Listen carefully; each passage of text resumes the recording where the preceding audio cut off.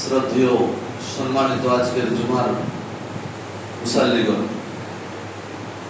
সর্বাগ্রে আমরা সেই মহান করুণাময় রাব্বুল আলামিনের প্রশংসা, তিনার হিন্দুস্তান তিনার তারিফ করি, যিনি আমাদেরকে সমস্ত কাজকর্ম ছেড়ে ফেলে দিয়ে আমরা ইবাদতের উদ্দেশ্যে মসজিদের মধ্যে উপনীত ও উপস্থিত হতে পেরেছি। তাই সকলে বলে আলহামদুলিল্লাহ। তারপরে পরে আমাদের ধর্মের গুরু, ধর্মের নেতা, সর্বকালের সর্বযুগের সর্বশ্রেষ্ঠ মহামানব জনাবে মুহাম্মদুর রাসূলুল্লাহ সকলে বলে সাল্লাল্লাহু আলাইহি ওয়াসাল্লাম, তিনার প্রতি সহস্র শান্তির ধারা বর্ষিত হোক। আল্লাহুম্মা সাল্লি আলাইহি ওয়া সাল্লিম বারিক আলাইহি। আমি আপনাদের সম্মুখে যে বিষয়টি বলতে ইচ্ছুক, যে মাজমুন, যে টপিক নিয়ে আপনাদের সামনে উপস্থিত হয়েছি, সেটি হচ্ছে দোয়ার গুরুত্ব ও ফজিলত। দোয়া কি? দোয়া বোঝাচ্ছে, দোয়া বলতে গেলে এখানে ইবাদত বোঝাচ্ছে। ইবাদত বোঝাচ্ছে, যেমন ধরে নেন আপনি মহান করুণাময় রাব্বুল আলামিনের কাছে এই ইবাদত গাহে অর্থাৎ মসজিদে যে আপনি উপনীত হয়েছেন, উপস্থিত হয়েছেন, তার কারণ হচ্ছে, মূল উদ্দেশ্য হচ্ছে যে আমি সওয়াবের উদ্দেশ্যে এসেছি বা নেকির উদ্দেশ্যে এসেছি। তো আপনি বা আপনারা বা আমরা যেই এখানে এসে আল্লাহ পাক রব্বুল আলামিনের কাছে মাথা নত করব, সমস্ত শরীর ঝুঁকবে, হাত পা চোখ কান সমস্ত কিছু মাথা নত করছে, যে একমাত্র আল্লাহ পাক রব্বুল আলামিন আমাদেরকে যা আদেশ করেছেন তার জন্য আমরা এসেছি। তো আমরা সেখানে যে বাক্যগুলো বলবো, যে কথাগুলো বলবো, যে নালিশ জানাবো, যে উদ্দেশ্যে উপস্থিত হয়েছি, সেগুলো দোয়া, সেগুলো হচ্ছে ইবাদত। অর্থাৎ আল্লাহ পাক রব্বুল আলামিনের কাছে কিছু চাওয়া, আপনার কিছু পাওয়া, আপনার চাওয়া, আপনার কিছু পাওয়া, এটাই বলা হচ্ছে দোয়া। মানুষ বলে থাকে হাত তুললে দোয়া, না, হাত তোলা মুনাজাত। দোয়া এক এক জায়গায় এক এক ধরনের রয়েছে। আপনি সালাতে আসবেন,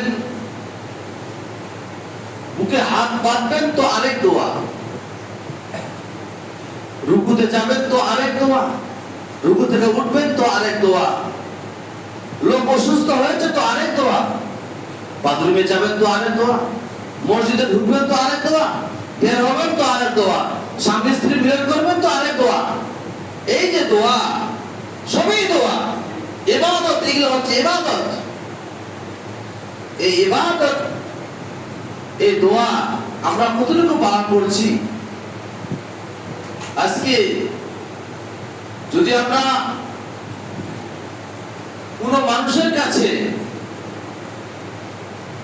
যে কিছু চাইতে গেলে, যদি কোন গরিব ব্যক্তি কোন ধনীর বাড়িতে যায়, ধনী ব্যক্তি ভাবে আমার কাছে বাড়িতে এসে কিছু চাচ্ছে, মনে হয় কি যে চাইবে, কি যে চেয়ে বসবে, তাদের মস্তিষ্কের মধ্যে, মাথার মধ্যে একটা প্রশ্ন ঘুরপাক করে। এই প্রশ্নটাই, ধরেন আপনি বিপদে পড়েছেন, অন্যের ভাইয়ের বাড়িতে আপনি কিছু চাইতে যাচ্ছেন, চাওয়ার জন্য আপনি রেডি হয়েছেন, তো আপনি বলছেন তার যে মাইন্ড কি মন আছে, তার মাথা ঠিক আছে কি নাই, চেয়ে বসবো কি যে বলবে, এই ধরনের ব্যাপার। চেয়ে বসবো তো কি বলবে, বা ঘুরিয়ে দিতে পারে। আবার কারো বাড়িতে চাইতে যাবে তো বাপ বেটা ঝগড়া লেগেছে টাকা নিয়ে, কেমন যাবে? কেমন যাবে? স্বামী স্ত্রী ঝগড়া, বাপ বেটা ঝগড়া, বাড়িতে তারা টাকা দিয়ে ঝগড়া করছে, আপনি কেমন চাইতে যাবেন? মানে ঘুরে চলে আসবে না, যাওয়া যাবে না। না, ওরাই ঝগড়া করছে, আমাকে কি দিবে? ওরাই ঝগড়া করছে, তার কাছে হাত পাতবো কি করে? কিন্তু আল্লাহ রাসূল জনাবে মুহাম্মদ রাসূলুল্লাহ সাল্লাল্লাহু আলাইহি ওয়াসাল্লাম তিনি বলছেন, যদি কোনো বান্দা মহান করুণাময় রব্বুল আলামিনের কাছে কিছু না চায়, আল্লাহ ইয়াসালিল্লাহ লা তাকসাব, আল্লাহর কাছে কিছু যদি সে ব্যক্তি যদি না চায়, লা তাকসাব, আল্লাহ পাক রব্বুল আলামিন বলছে, আল্লাহ পাক রব্বুল আলামিন সেখানে তিনি রাগান্বিত হন। কি বলছেন? আপনি কারো বাড়ি চাইতে যাচ্ছেন, যে আপনাকে দিচ্ছে না বা ঘুরে দিচ্ছে বা ঘুরে চলে আসলেন, কিন্তু রাসূলুল্লাহ সাল্লাল্লাহু আলাইহি ওয়াসাল্লাম বললেন, যদি কোনো ব্যক্তি আল্লাহর কাছে কিছু না চায়, যে মহান করুণাময় রব্বুল আলামিন রেগে যায়। তিনি বললেন, তাহলে আপনারা আমরা কি চেয়েছি? আমরা কি চাচ্ছি যে আমরা যে আল্লাহ পাক রব্বুল আলামিনের জাহান্নামের আগুন থেকে মুক্তি আপনি চেয়েছেন? আপনাকে আপনার সাবালক থেকে নিয়ে আজ অব্দি যে আপনার একটা বয়স 50, 60, 70, 80, কোনদিন অশ্রু ঝরেছে? আল্লাহ পাক রব্বুল আলামিন বলেছেন, আল্লাহ রাসূল বলেছেন, যদি কোনো ব্যক্তি চোখের অশ্রু ঝরায়, চোখের পানি ঝরায়, আল্লাহ পাক রব্বুল আলামিনকে দেখে, তার ভয়ভীতি দেখে, এই সমস্ত ইবাদতের দিক দিয়ে যদি আল্লাহ পাক রব্বুল আলামিনের এই কঠিন শাস্তি থেকে যদি ভয়ভীতি থেকে যদি অশ্রু ঝরায়, আল্লাহ পাক রব্বুল আলামিন তাকে ক্ষমা করবেন। যে আপনি এতদিন আপনি 50, 60, 70 বছর অতিবাহিত করলেন, আপনি কোনদিন করলেন না, অশ্রু ঝরালেন না। আমরা চাইতেই জানি না। মানুষ ভাবছে আমার নামটা ডিলিট হয়ে গেল, আমার নাম ডিলিট হয়ে গেল, নাগরিকত্ব হারিয়ে গেল। নাগরিকত্ব হারালো জালিম সরকারের কার জন্য হারালো? জালিম শাসনের জন্য হারালো। আপনি বলে বেড়াচ্ছেন কি আফসোস, আপনি উপযুক্ত নথি জমা করেছেন, জমা করে দিয়েছেন। আপনি উপযুক্ত নথি জমা করলে কি আপনি বেঁচে গেলেন? না। আপনি কোনদিন বলেছেন যে আল্লাহ আমার নাগরিকত্ব ফিরিয়ে দাও? কিছু আল্লাহর কাছে চেয়েছেন যে আমার নাগরিকত্ব ফিরিয়ে দাও? মানুষ চেয়েছেন? নিশ্চয় চাওয়া দরকার। কারণ আমরা জানি কোন ব্যক্তি যদি অসুস্থ হয়ে পড়ে, আপনার দায়িত্ব যে তাকে হসপিটাল পর্যন্ত পৌঁছানো। আপনার কর্তব্য, আপনার বাড়ির সদস্যদের কর্তব্য যে তাকে হসপিটাল পর্যন্ত পৌঁছানো। হসপিটাল যখনই পৌঁছাবেন তখনই সে বেঁচে গেল এমন কোনো ব্যাপার নয়। এমন নয় আপনি পৌঁছালেন, কিন্তু তাওয়াক্কুল কার উপর রাখতে হবে? মহান করুণাময় রব্বুল আলামিনের কাছে রাখতে হবে তাওয়াক্কুল, ভরসা। ভরসাটা রাখতে হবে। চেয়ার, কুরসি, নেতা নেত্রীর কাছে, রাজনৈতিক দলের কাছে আপনি ভরসা রাখছেন? আপনি মহান করুণাময় রব্বুল আলামিনের প্রতি একবার অশ্রু ঝরে কাঁদলেন না? মহান করুণাময় আল্লাহ পাক রব্বুল আলামিন আমাকে, আমার নামটা যে ডিলিট হয়ে গেছে, আমার অন্য সন্তান মারা যাচ্ছে, আমি আল্লাহ পাক রব্বুল আলামিনের কাছে ওঝর নয়নে কোনদিন তাহাজ্জুদের সালাতে এসে বা গভীর রাত্রিতে আপনি কোনদিন কেঁদেছেন বা কোনদিন আর জানিয়েছেন, চাইছেন? আমরা চাইতেই জানি, আমরা চাইতে যাচ্ছি না। হাদিসের মধ্যে এসেছে রাসূলুল্লাহ সাল্লাল্লাহু আলাইহি ওয়াসাল্লাম বলছেন, যখন রাত্রির দ্বিতীয় অংশ, রাত্রির যখন শেষ অংশে, অর্থাৎ 2টা থেকে 2টার দিকে শেষ অংশটা, সেই অংশটাতে আল্লাহ পাক রব্বুল আলামিন আকাশ থেকে ফেরেশতা পাঠান। আকাশ থেকে তিনি পাঠান যে দেখো কে কি চাচ্ছে, কে কি চায়, আমার কাছে কে কি চাচ্ছে দেখে এসো। রাসূলুল্লাহ সাল্লাল্লাহু আলাইহি সাল্লাম কথা বলছেন যে কে কি চাচ্ছে দেখে এসো, তাকে আমি জবাব দেওয়ার জন্য প্রস্তুত। কিন্তু নেই, আমাদের এই চাওয়ার ত্রুটি, চাওয়ার প্রচুর ত্রুটি। আল্লাহ পাক রব্বুল আলামিনের প্রতি তাওয়াক্কুল, ভরসা আমাদেরকে রাখতে হবে। নবীর যুগে, নবী সাল্লাল্লাহু আলাইহি সাল্লামের যুগে, সেই যুগে তাদের ভরসা কেমন ছিল, তারা কেমন চাইতো, তারা কেমন তাওয়াক্কুল করতো, আল্লাহর প্রতি ভরসাটা কিভাবে রাখতো। হযরত ইব্রাহিম আলাইহিস সালামের নাম আমরা শুনেছি। আল্লাহ পাক রব্বুল আলামিন যদি কোন মানুষকে বন্ধুত্ব করেছেন, দোস্ত বানিয়েছেন, তো খলিলুল্লাহ, তার নাম হযরত ইব্রাহিম আলাইহিস সালাম। সেই ইব্রাহিম আলাইহিস সালাম আল্লাহর প্রতি তার ভরসা কেমন ছিল, আর আপনি আজকে নেতা নেত্রী রাজনৈতিক দলের প্রতি কিভাবে ভরসা করেন সেটাকে তুলনা করে দেখাতে পারি। আল্লাহর প্রতি তার কিভাবে ভরসা ছিল। মুফাসসিরিন ইকরামরা বলছেন ইব্রাহিমকে পুরানোর জন্য 84 দিন ধরে নগরী কেটে নমরুদ এই যে তার লোকজনদেরকে নিয়ে তিনি 84 দিন ধরে লকড়ি কাটার জন্য, লকড়ি তৈরি করার জন্য হযরত ইব্রাহিম আলাইহিস সালামকে পুড়াবে, আগুনে পুড়িয়ে দিবে, আগুনে পুড়িয়ে দিবে। কেন? ওই এক আল্লাহকে ডাকে, শুধু এক আল্লাহকে ডাকে, আল্লাহ পাক রব্বুল আলামিনের ইবাদত করে, তাকে ইব্রাহিম আলাইহিস সালামকে পুড়াবে, তার জন্য 84 দিন বা 83 দিন ধরে নকরি তারা কি করছে, এরাজমেন্ট করছে। তো ইব্রাহিম আলাইহিস সালামকে পুড়াবে, তখন ইব্রাহিম আলাইহিস সালাম কোনো চিন্তিত নয়, তার মাথার মধ্যে কোনো, মস্তিষ্কের মধ্যে কোনো ধারণা আসে না যে আমাকে পুড়বে।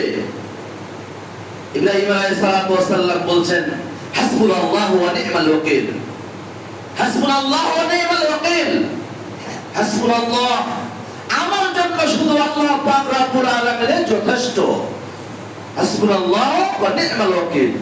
যখন ইব্রাহিম আলাইহিস সালাম এই দোয়াটা পড়ছে, তাকে এখানে শুইয়ে আগুন জ্বালিয়ে ধূলিসাৎ করা হবে, তিনি এই দোয়াটা তখনও পড়ছেন হাসবুনাল্লাহু ওয়া নি'মাল ওয়াকিল, আমার জন্য আল্লাহ পাক রব্বুল আলামিনই যথেষ্ট, আর কেউ নয়, আর কেউ নাই।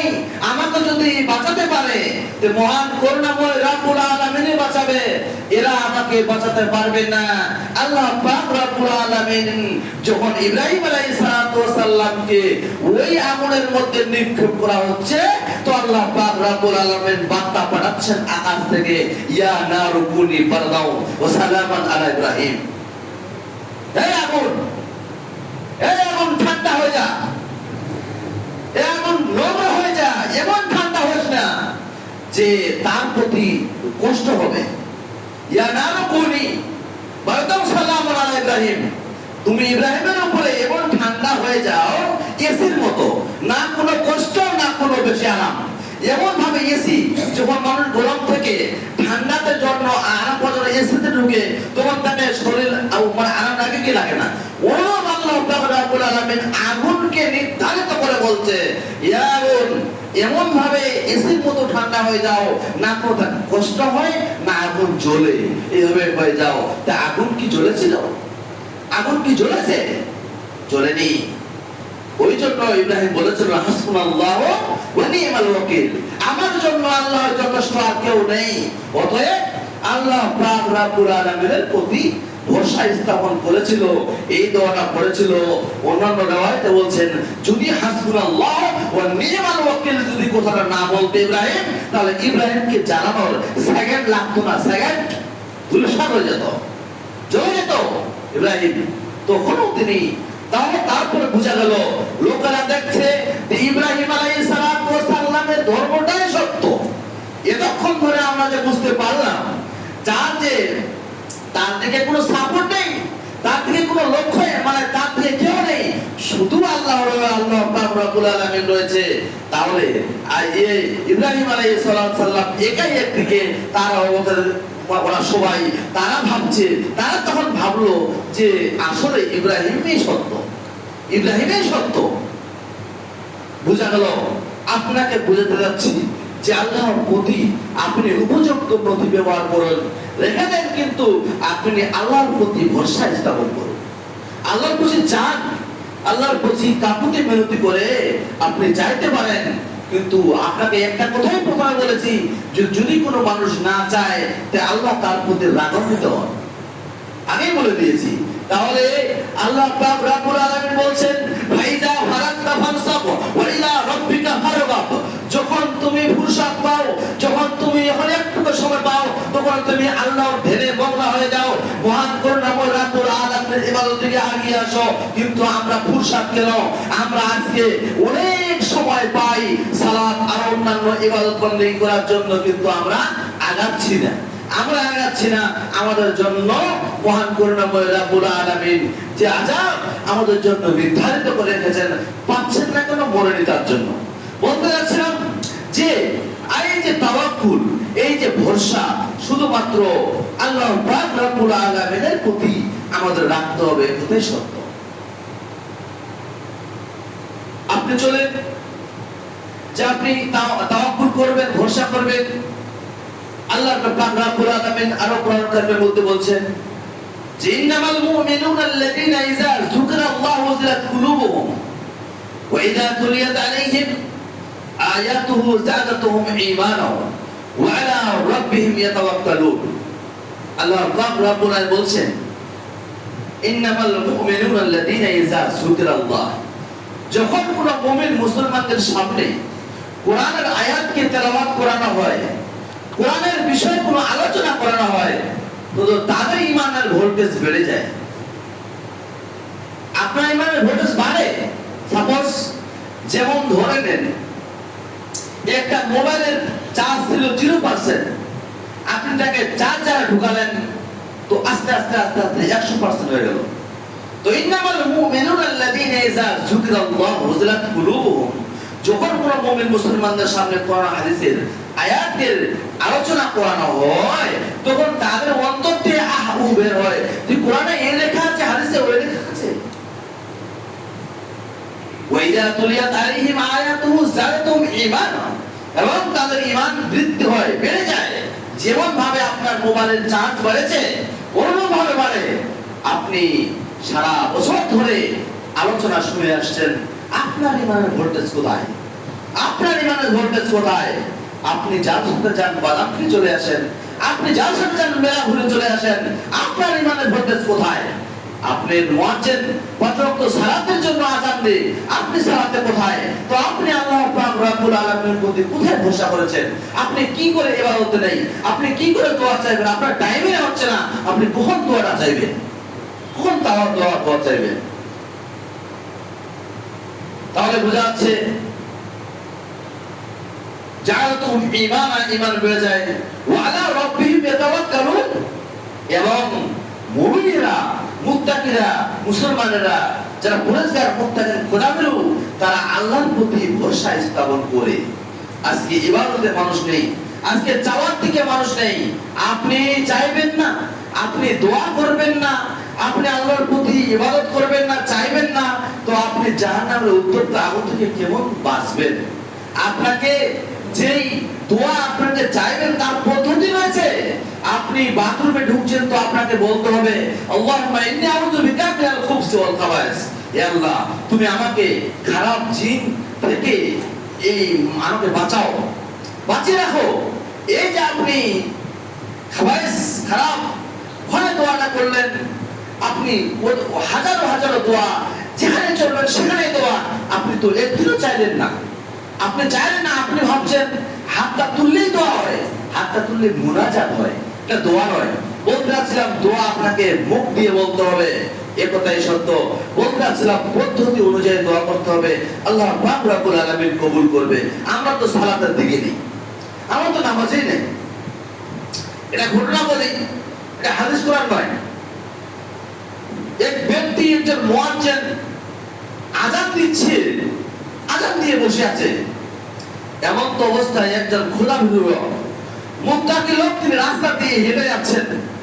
হাঁটতে হাঁটতে হাঁটতে হাঁটতে বলছে, আচ্ছা আযান তো দিয়ে দিল, তাহলে মসজিদে যাই, সালাতটা আদায় করি, কারণ টাইম তো চলে যাবে, আদায় নামাজটা পড়ে নি।